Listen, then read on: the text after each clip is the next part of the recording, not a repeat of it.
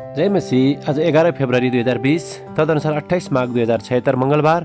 आज हामी माथिल्लो कोठाबाट हेर्नेछौँ। आजको शीर्षक छ असल गोठालो। आज हामी परमेश्वरको वचन भजन 23 को 1 देखि 6 सम्म पाठ गर्नेछौँ। परम प्रभु मेरो गोठालो हुनुहुन्छ, मलाई केही कुराको अभाव हुँदैन।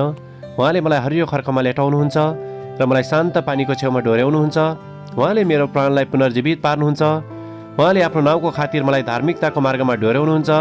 मृत्युको अन्धकारमय घाँटी भएर जानु परे तापनि म कुनै खतरादेखि डराउने छैन, किनकि तपाईँ मेरो साथमा हुनुहुन्छ।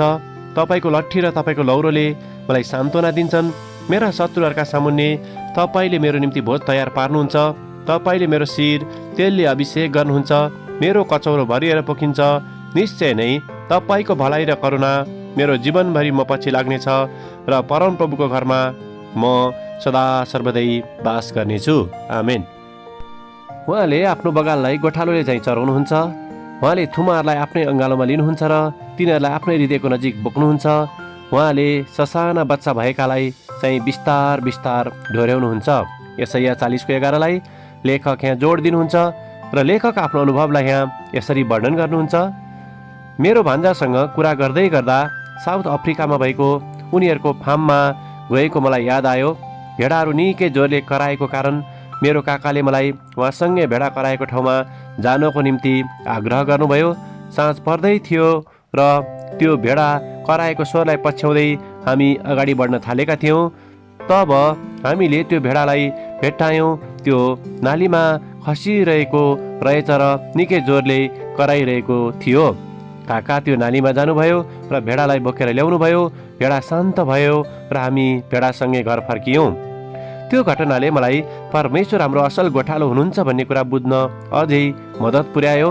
जब म परमप्रभुसँगको मेरो ती रोगहरूले ग्रसित 30 वर्षको यात्रालाई सम्झिन्छु, तब उहाँले कसरी मलाई असल गोठालो भएर मेरो जीवनमा काम गर्नुभयो भन्ने कुरा मलाई याद हुन्छ। एकपटक म निकै बिरामी भएको थिएँ र म एउटा चङ्गाई सेवामा गएको थिएँ। तब एकजना मानिसले मेरो टाउकोमा हात राखेर प्रार्थना गर्नुभयो। तब मैले सानो स्वरमा परमेश्वरबाटको एउटा आवाज सुने। परमेश्वरले तिमीलाई विशेष नाम दिनुभएको छ। उहाँले तिमीलाई आफ्नो सानो पाठो भनेर बोलाउँदै हुनुहुन्छ। उहाँले तिमीलाई सधैँ बोक्नुहुन्छ। परमेश्वरले हामी प्रत्येकलाई नाम काटेर बोलाउनुहुन्छ र यो कुरा येशूले यूहन्नाको सुसमाचारमा यसरी भन्नुभएको छ, म असल गोठालो हुँ, म आफ्ना भेडाहरूलाई चिन्छु अनि मेरा भेडाहरूले मलाई चिन्छन्। यूहन्ना 10 को 14। आजको विचार, असल गोठालोले मेरो नाम जान्नुहुन्छ। आमेन। प्रार्थना।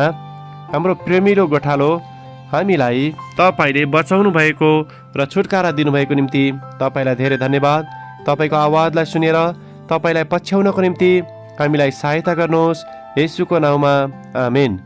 आजको लेखक कार्ले ड्यू, ग्युटेङ, साउथ अफ्रिका। आजको प्रार्थनाको विषय गोठालाहरूको निम्ति। विशेष नोट, यस लेखक यो लेख प्रकाशित हुनुभन्दा अगाडि नै प्रभुमा सुत्नुभयो।